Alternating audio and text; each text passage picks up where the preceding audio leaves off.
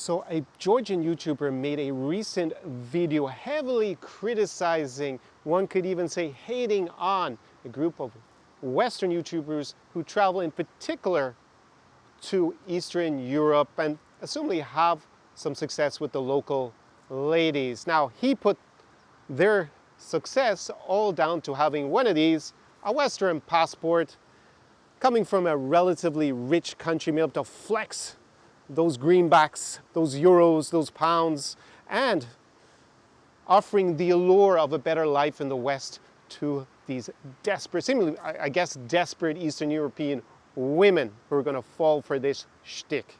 Now, for me, that proffers two interesting questions that I'm going to answer for you in this video, and they are, number one, are you going to face a lot of this vitriol from the local guys here in Eastern Europe if you come, spend 3 to 12 months a year and actually start to date the beautiful women of the region? And secondly, is this passport, this is an EU passport, but same goes for an American, an Australian, a Canadian, a British passport, the Western passport, is that really so valuable in 2023 in Eastern Europe? Because you can see the beautiful opera house behind me in Odessa, Ukraine.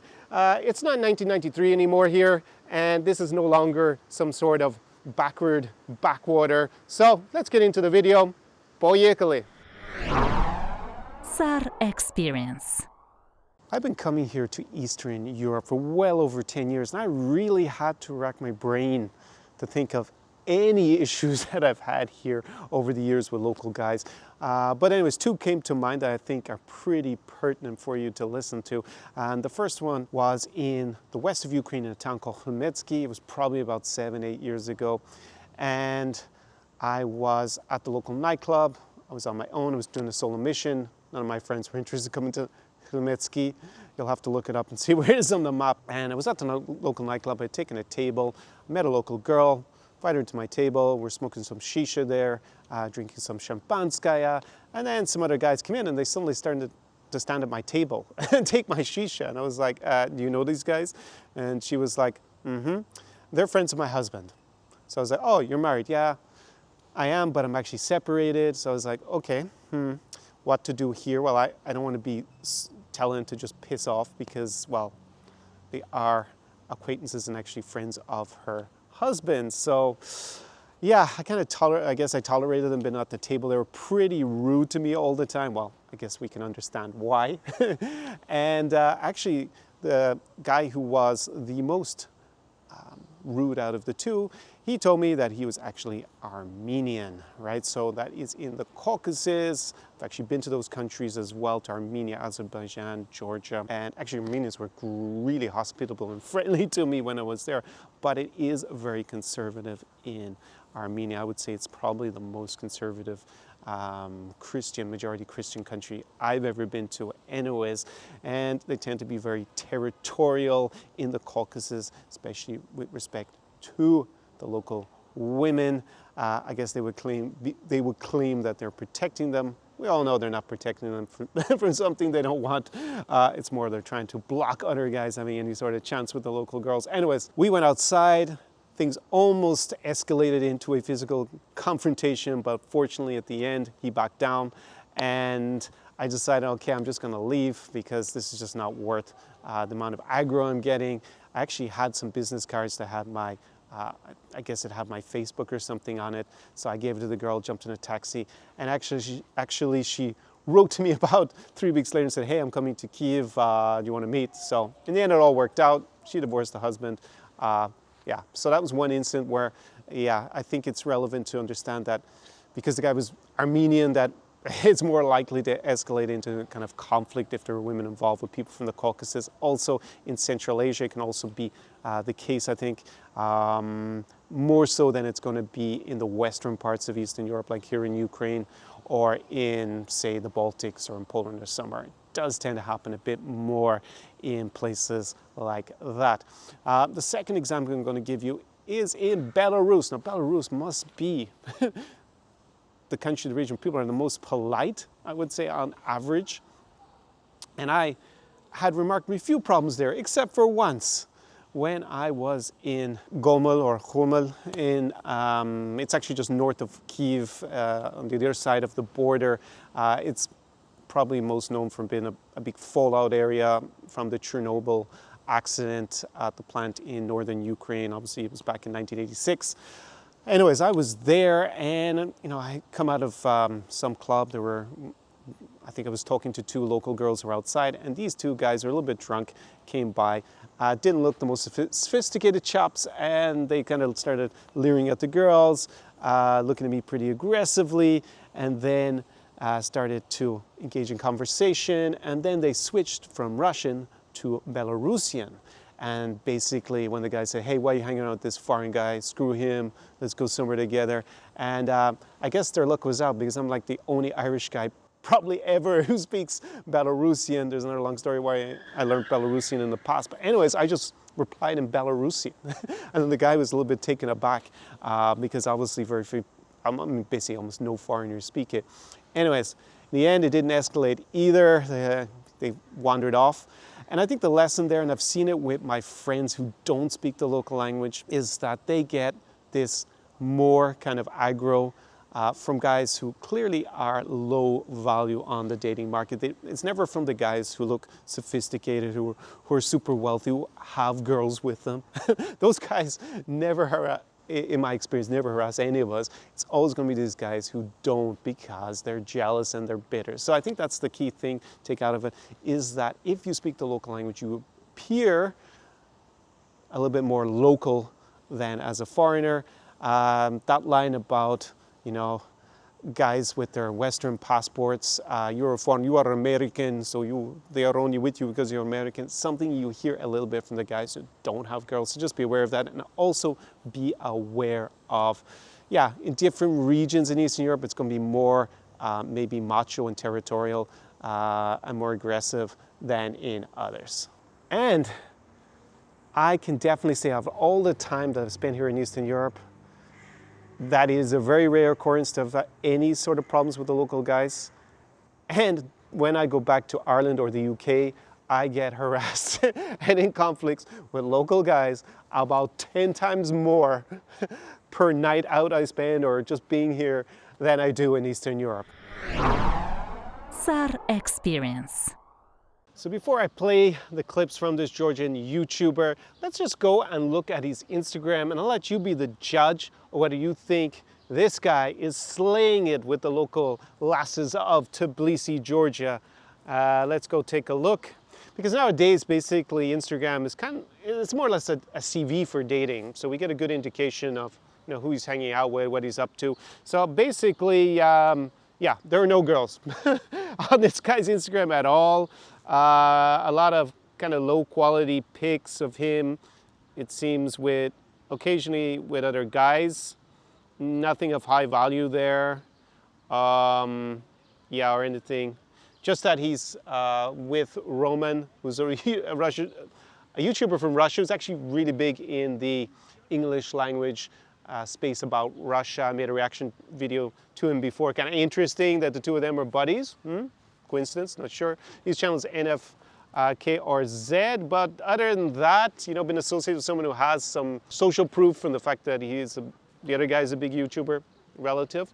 There's absolutely nothing to indicate value. As I said, just guys drinking and kind of almost on the side of the street a lot of the time, it looks like, or in a lounge, low quality photos, nothing to really indicate status, or that there's no pre-selection, no women around him. Anyways, that's just to give you an indication, because two things that I pointed out with my examples, Caucasus and guys who don't appear to be, from his Instagram at least, of high value or having success with the local ladies. So kind of prime demographic that may hate on you. But again, it's still pretty rare. So let's go and take a look at we'll actually just listen to a couple of clips, because he played the images in the original of other YouTubers, and potentially there's a legal issue if I play those videos as well for my videos. So I'm just going to play the audio. So let's go to the first clip. The issue with tourism is that it keeps a cycle of taking advantage of people. It says that rich people from developed countries can use their money and power to take advantage of poor countries for their own enjoyment. For example, a lot of people from the UK go to foreign countries with the only intention being to take advantage of the poor economic situation and the beauty of the girls there. They know they can't actually date anyone in their home country, so they just go to one of these poor countries and flex them being from a first world country. These girls see these people from the first world countries as basically a ticket to get out of the hood. That's why you see 60-year-old white dudes with their cute 20-year-old Filipino wives. And of course, the dudes are only there for the so they just lie to these girls and promise a future with them, when intending nothing. So basically that's the gist of his gripe. He says that Westerners, they come with their money, their passport, their higher social status in effect, and they exploit the local girls because they want to leave the hood of Eastern Europe, right? Now that might have been true in the 1990s in Ukraine. We live in 2023, so anyways, let's go on. Maybe things are a bit different in Georgia. It actually makes me want to go back to Georgia. Maybe I'm going to just go to Georgia pretty soon. I would like to say there is nothing wrong with dating girls from Eastern Europe, but can't we all come together and agree that this is just absolutely creepy? He's literally treating them like objects and teaching other foreigners how to do it too, making them even more misogynistic in the process. So this is very like what you'll hear from male feminists. It's misogynistic to like beautiful women, apparently. I actually had to go and I decided to look up the definition of misogyny. Dislike of, contempt for, or ingrained prejudice against women. Now, you could argue with my channel, and I know it rubs male feminists the wrong way, especially the fact that I have the 9s and 10s theme recently, that I dislike ugly, obese women with a bad attitude. But that's not misogyny. That's just having standards. And I definitely, throughout the channel, you'll see, I love women. Maybe a little bit too much, one could argue. So, yeah, let's go on to the next little clip here because this is actually quite amusing. Let's go on. Look, these two people are from Ireland. Irish girls are beautiful too. Why do you think they're not having sex with them? Because girls in Ireland are like, no fucking thanks, bruh. They got nothing to offer them. So they go to Eastern Europe where they have their nationality and a good passport to offer. And because they want to walk around and feel like big boys coming from a big country. All right, so he continues on with this theme. Again, we're supposed to love the Irish women, the country we were born in. We're not allowed to travel and meet foreigners. No, no, no, no. We have to have, we can only be with our own nationality. That's what we're confined to. Now, I understand that many foreigners, they come to Ireland and they're into the whole Irish redhead thing. I think we're about 10% redhead. It's actually more of an orange color than the redheads that you'll see maybe in Eastern Europe. I actually quite like redheads in Eastern Europe. Been with some myself in the past. And listen, if this guy decides one day to come to Ireland, he can have all the Irish girls he wants. I'm not going to stand in his way. I don't think that most, well, I don't know. I do get, as I said, I got a little bit more harassed in Ireland. Maybe he's going to have an issue when he comes to Ireland with the local guys. But anyways, he has this little, probably a little fetish. He put a little picture of the Irish redhead. He finds them beautiful. Listen, you're more than welcome. Come, knock yourself out. Lots of foreign guys have the same little fetish. But yeah, don't hate on other guys when they come to Eastern Europe and want to do the same. It seems pretty odd. In fact, here in Odessa, speaking before the invasion on 24th of February 2022, actually being a Westerner with the local girls here was a minus because of the number of sex tourists. A sex tourist is basically guys who come and they pay for sex, prostitution, that you would have seen. And not just sex tourists, but just guys in general, though. Hordes of horny foreigners, they used to also talk about them, swarmed the shores of the Black Sea here, that in general, they would prefer a local guy over a foreigner. Ceteris paribus, both of them been the same. Actually, being a foreigner was a bit of a minus, in particular if you don't speak the local language. I would say if you speak the local language, it kind of negates that minus.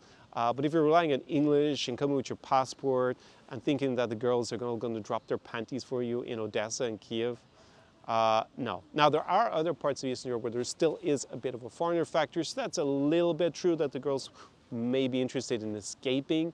But he pointed out the fact that I was all the time in Moldova and in Ukraine, and those in Kishin, how no one cares about your foreign passport. They're not interested. And I had a friend who was there, was Mexican. I mean, I guess that's kind of the same level probably overall.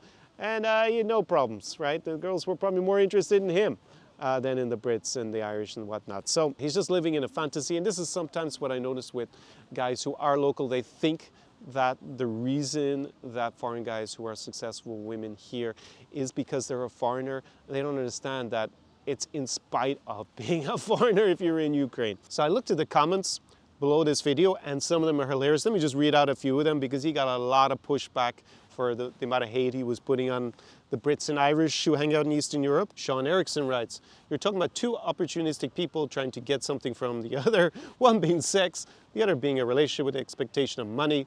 This video just seems like it was made by an angry Slav cell who wanted his crush, who watched his crush get smashed by an Angloid."